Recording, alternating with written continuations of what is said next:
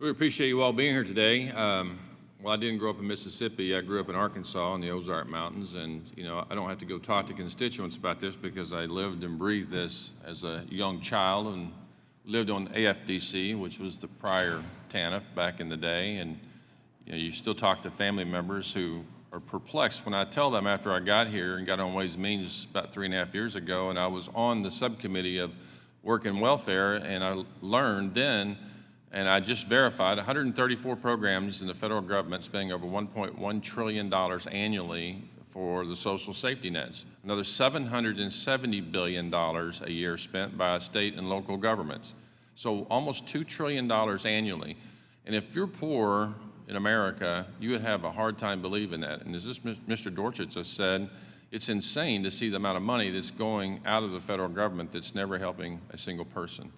And it's really a sad notion, because this describes, TANF is just one of the many issues we have in this area when you have this much money. And as a member of Congress for the last 5.5 years, what I find here is nobody has the intestinal fortitude on either side to get rid of a program. We just put another one on and it becomes even more inefficient. There are 7 different cabinets that manage these programs in the federal government, and they're not doing a very good job. I think it's time we actually sit down and go through every one of these again to see if we're actually doing a great job or not. There's a saying in business that marketing 50% is bad. If you could figure out what that was, you'd be a lot more efficient. Probably half of this money that goes out is going into places of fraud we're having to deal with when you have state agencies that have all this control and power.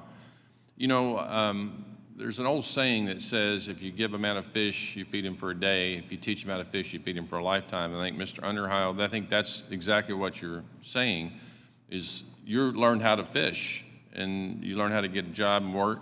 What I find in my family members over the years, that they've gotten very frustrated at the federal government, not because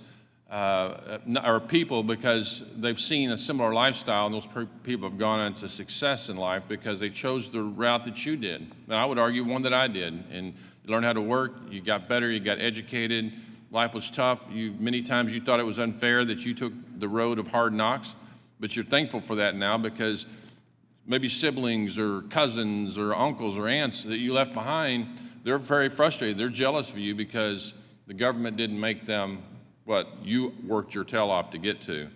That's the American opportunity that we need to continue to protect. And we've got to help people get off, up, have a hand up and not continuous handouts. And the education part, as my colleague, Mr. Smucker, said, is really important. When I first moved to Oklahoma, I had the opportunity to chair a 7-county workforce WIOA board. And where all the agencies and all the different groups came together on education, how to get people, a job so they could get a better job, so they could get a career. This is what this place is supposed to be about, is helping those who need help. And we're not doing a really good job of it. This and other committees have the jurisdiction of that. We need to pause for a minute because we're not doing right by the American people. And some say, how much are we helping?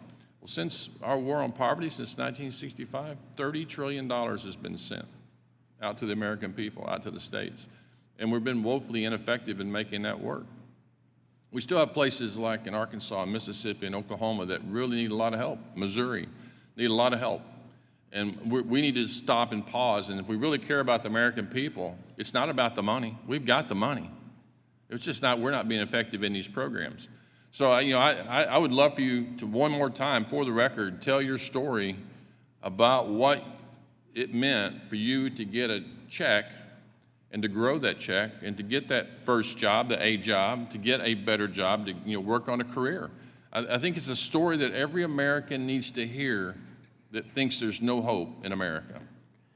The Skill Up program that I went through when I went to school, had they not give me the $15 a day, as long as I attended school that day, I got $15 a day to help for gas for a 60-mile round trip every day.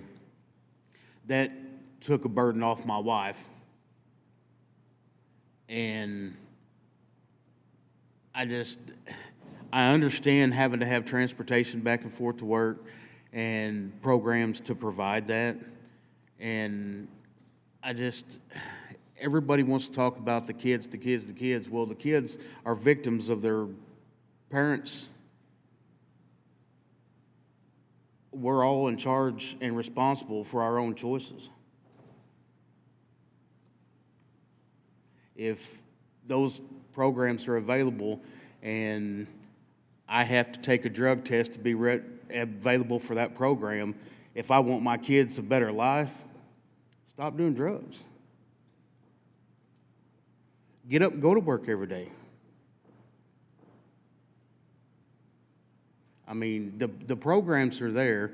Yeah, they're probably difficult, and some of them are difficult to get signed up for and get what you need, but they're there, and you're responsible for yourself and your family. Get up and do what you need to do. I want to say thank you. We ran out of time here, but I appreciate so much all of you all being here to put a spotlight on this issue. Again, it's one of the many parts that we need to get after, and I think it's a bipartisan approach to make this work, and we've got to get together and really help the American people. Thank you all.